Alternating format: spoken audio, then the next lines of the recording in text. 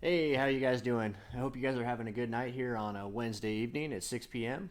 Um, I am Garrett O'Brien, your host on Rewired the show, and I just want to bring the attention to today. What today is? Today is 9/11. Um, 18 years ago, I'm sure everyone's lives changed here in the U.S. When it came to 9/11, and I just want you guys, to take a minute and understand, where you were back in 9/11. What were you doing?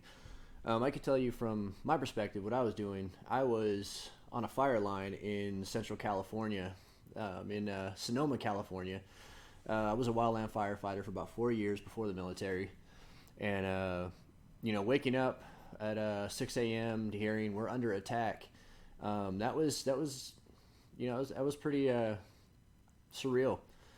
So yeah, no, we were getting chow and getting food in the morning, getting ready to go on the fire line, and we were watching the news the entire time, and my heart stopped once I saw the tower fall, and just the overwhelming sorrow that I felt just that day for the people that lost their lives. Over 3,000 people lost their lives, whether it be between the flights, the towers, Pentagon, the flight that went down in Pennsylvania, and other places where people were injured and hurt. So I just want you guys to really understand how important today really is, and how important it is to never forget what happened 18 years ago. And I hope you guys you guys take that to heart, because I take it to heart every year, every day. And it was one of the main events which sparked me to join the military. And I today I'm gonna I just want to take a few minutes out of time just to kind of talk about that. And I appreciate you guys coming on and hanging out, and talking in chat and whatnot. And if you guys have a question, throw it in chat. I'm gonna pretty much do a Q&A at the last 5 minutes of the video. And if you have anything to say, just throw a shout out, whatever, in the chat, and I got you covered, man. All right, so without further ado, I'm going to go ahead and talk about coping. So today, it kind of brings a little, that warm fuzzy inside of me, because coping to get through whatever it is you're going through is a huge deal, especially if you don't know how to do it. From my perspective, when I was coping, I was doing it all wrong. And 9 times out of 10, we do cope in a negative way. And I want to try to help you guys understand the difference between healthy coping and unhealthy coping. And hopefully, I can do that within the 30 minutes here that I have. So just bear with me, and we'll get this. And remember, defend by any means. All right. So one of the unhealthy coping methods that I had actually started when I was playing a video game. Um, I came home from Iraq in '07, or I was in Iraq '07, '08, Afghanistan 10, 11, 13, 14.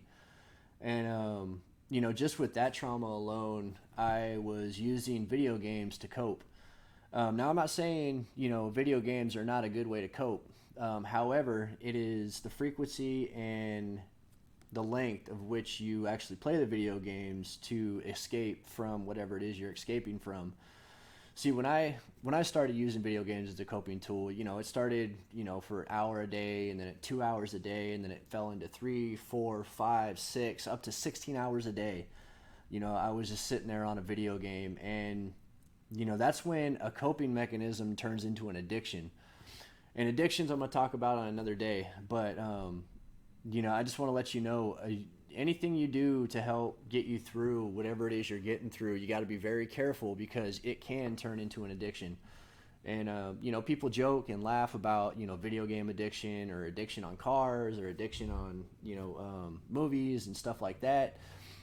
But it's real. I mean, that addiction, it eats you away. But before I go further into addiction and stuff like that, I want to talk about some coping skills that should be able to help you get through what it is you're going through today. And I went to yourlifeyourvoice.org.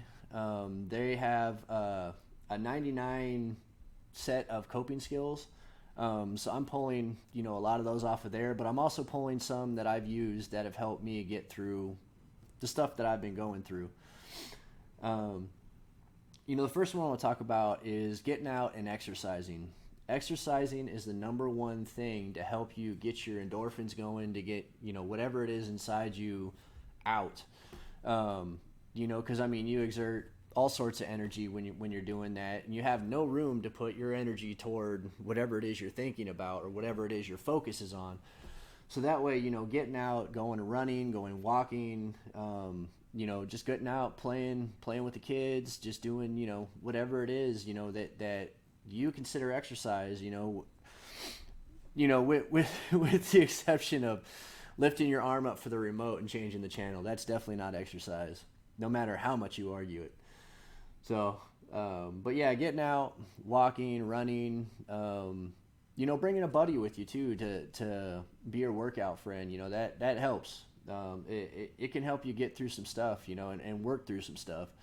Depending upon what you're doing for exercise and what you're doing for getting out, you gotta look at exercise as a whole new thing if you're gonna use that as one of your coping skills, because exercise is not only it gets the chemicals going, it gets the endorphins up, it helps you take your mind off of whatever it is that you're focusing all of your energy on, and it helps you get out of the house. It helps you just come out of your shell. Hey guys, thanks for joining me. I appreciate y'all coming here. So if y'all missed the beginning of it, I talked about 9/11 for a little bit. So if you guys can go back to the beginning after this is over and just listen a little bit for that. But I started talking about coping skills, and one of the coping skills that I do, it's actually number 3 on this list here, is writing. Writing is one of the best ways to get your thoughts out on paper. And while you're writing, talk your way through it too. Because when you talk, you get the things out that you've been holding in, even if nobody's listening, even if somebody looks at you and thinks you're crazy for talking, you're helping yourself. I don't know how many times I've gone down the road and just sat there and put my phone with the microphone on and just started talking. Kind of, people look at me kind of funny, when they don't see a phone or anything there. But you know what? I don't care what they're thinking about. I'm trying to get healthy. I'm trying to do what's best for me, and that's where you got to put your mind at. You got to do what's best for you. Especially when it comes to getting healthy and getting where you can, go out, enjoy your time, and not, get stuck in these ruts and stuff like that. Another one that I like is being with other people. If you're like me, you do nothing but isolate. And isolating is probably one of the worst things you can do. Because when you isolate, your mind is the enemy when you isolate. The thoughts start coming in. The negative thoughts, the anti-affirmations is what I call them. And, basically, you're telling yourself that you're not good enough, nobody likes you, maybe what the other person is saying is true, and you start thinking about, the things that, your entire life, you start thinking about this whole list of things to where it brings you to a point to where you become, in my case, you start thinking about suicide, you start thinking about just moving away or running. And let me tell you, running is nothing, it is not good. Why is running not good? Well, when you run, you still have those problems. And when you still have those problems, no matter what relationship you get into or who you're friends with, those problems are going to rise back up eventually. That happened in my second marriage. My first marriage ended, and I was getting help. I was going through counseling. I was doing intensive outpatient programs, and I was getting the help that I needed. However, I still wasn't at a point where I was ready to move forward from the deal that I had. One of the reasons was because I didn't know how. And you know, this past year and a half, almost 2 years, I've had a counselor that has completely brought me out of my shell. I've had programs that I've been in who completely re-identified who I was. I would have never been to where I'm at today had I just stayed in isolation. Um, you know, being out with other people is important. It's huge. Just the people that I have here in Bartlesville, Oklahoma, and Dewey, Oklahoma, are, they're my family. I can trust them with my life. And the great thing is we got this saying here between the three of us, Kevin Doncaster and Gizzy Robinson. We talk about, I got your six, because you can't get your own six. You have to help other people. Other people have to help you. That's just how it goes. That's just how God created everything. And like I said, my program's a faith-based program. If you don't, believe in God, I understand, and that's completely okay. But I want you to know, this information's for you guys as well. So, if you can handle it, awesome. I appreciate you. If not, I'm sorry. This is just some of the ways that I've used to cope through it, and this is what I talk about. So, if you're okay with me talking about it, all right, awesome. So, one of the things that I used also as a coping tool was going to the movies. The first time I got out, went to the movies, I can't remember which movie it was. I was just so miserable because I hated going to the movies by myself. But it turns out doing that gets you out of the house, gets you out of the mindset to where poor, pitiful me.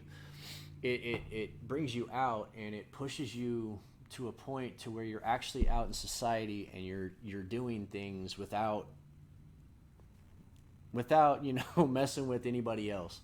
It helps. Going to see a movie. Whatever movie that you're thinking about seeing. Just go and see it. Who cares if you're going by yourself? Who cares what people think about you? Because you know what? It's not about them. It's about you. It's about getting healthy, and that's what you need to do.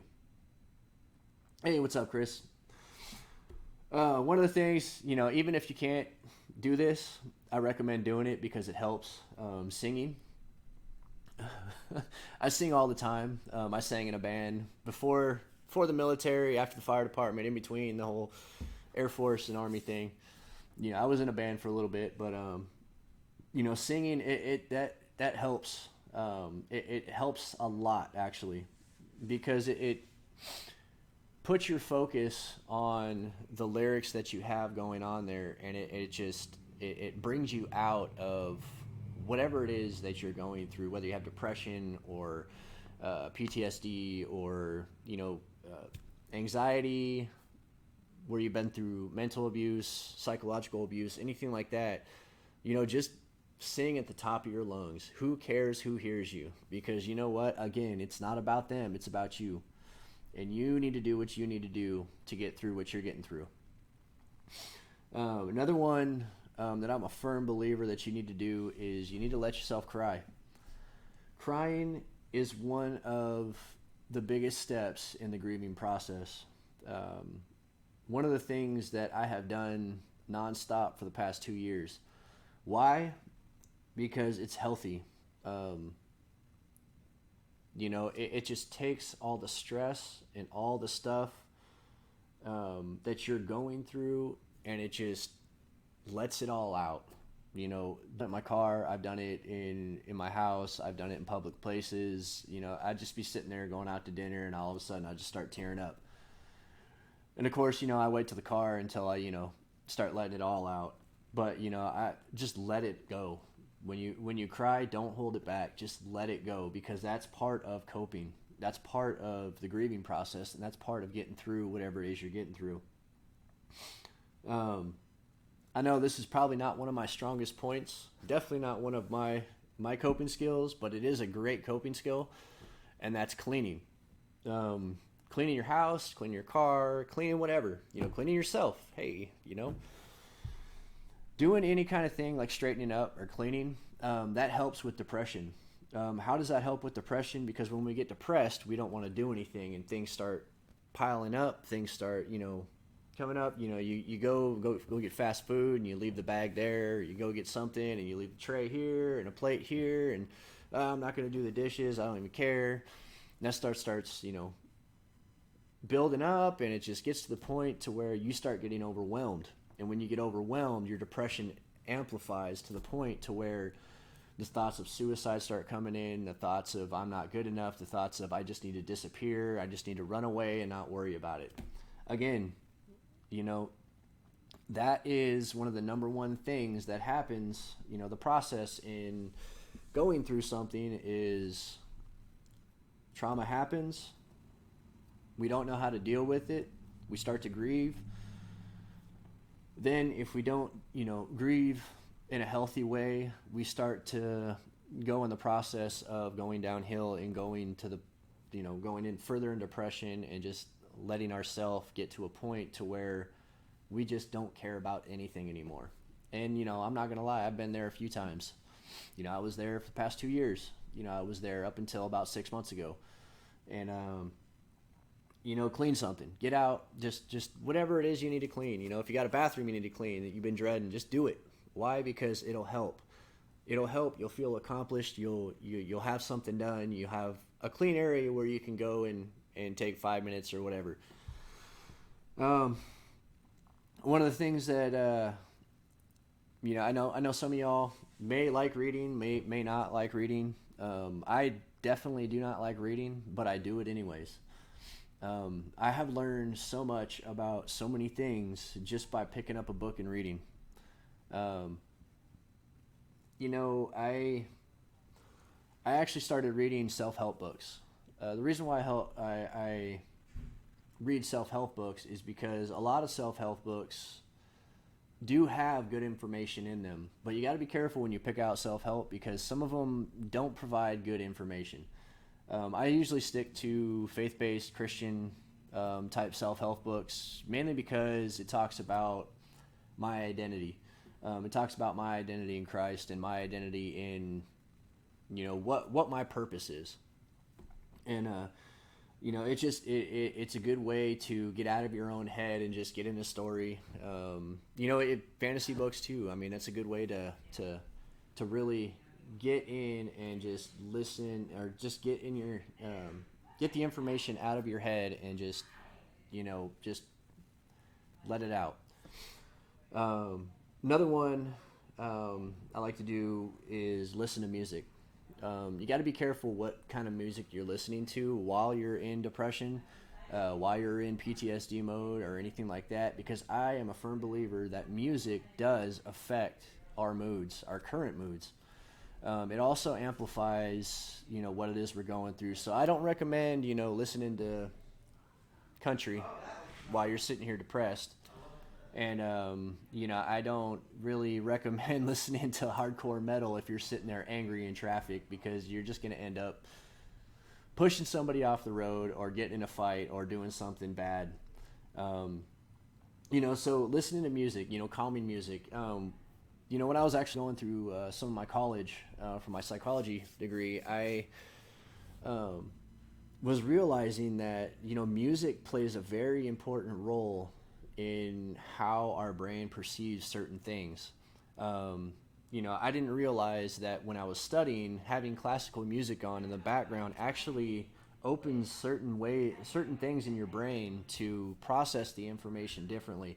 So music is a very good tool to help you get through whatever it is you're getting through. And I do recommend, you know, looking for some type of calming music or meditation music or something like that, which leads me into the next one that I really enjoy, which is meditation.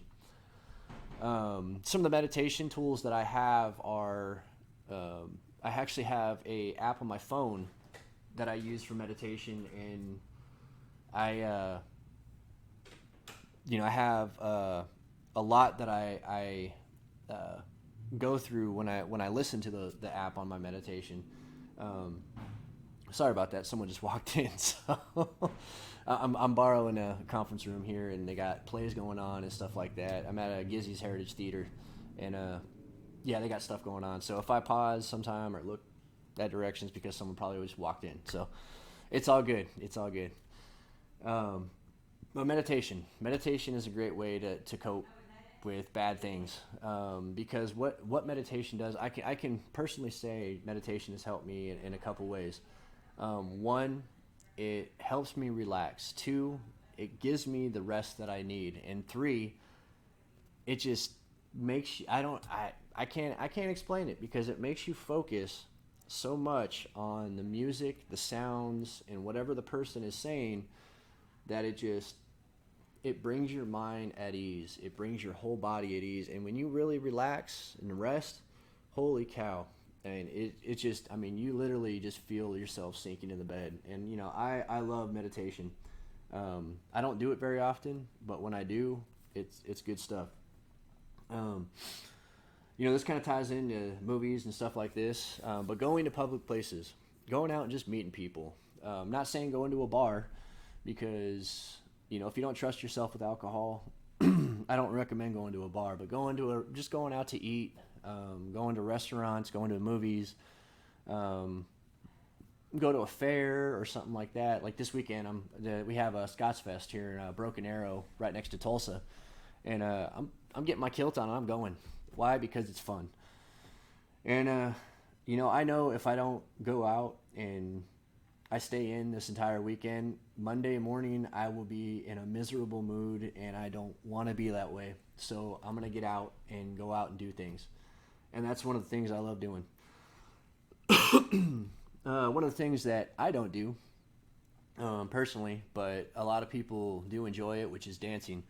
You know, I'm going to say the person who I shall not name, my wife, who we're separated, loves dancing when she copes. And, other people, they love dancing. They can just get out and just, I don't understand it because that's not one way that I use to cope. But what I do understand is when you dance, you're just letting everything go, and you don't care what people think about you. You're just out there, you're having fun and doing what you need to do. And again, remember, coping is about doing what you need to do, not about other people. Getting out and going for a nice long drive, plays in with listening to music. Because like I said, go out for a long drive, you're sitting there angry, you throw on metal, you're probably going to come back angry. So I'd recommend, going on a drive. One of the things that I do when I go for a nice long drive, sometimes I just turn my radio off. I have nothing. I just listen to the sound of the road, listen to the sound of the car, roll the window down, just listen to the wind. And,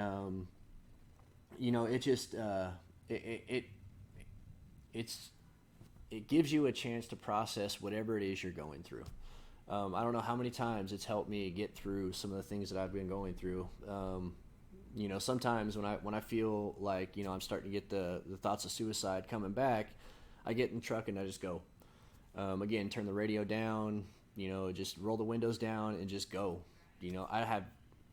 Sometimes I leave the phone at home because I don't even want to hear anybody. I just want to go. I just need to get my thoughts out, and I just need to do what I need to do to get, on a healthy road. Um,